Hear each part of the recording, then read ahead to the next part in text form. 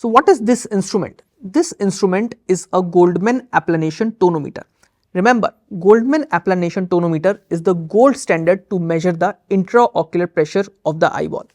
This is based upon a law which is called Imbert-Fick law, which basically tells you that the force is equal to the pressure applied upon the area in which that pressure is applied. So that is called Imbert-Fick law.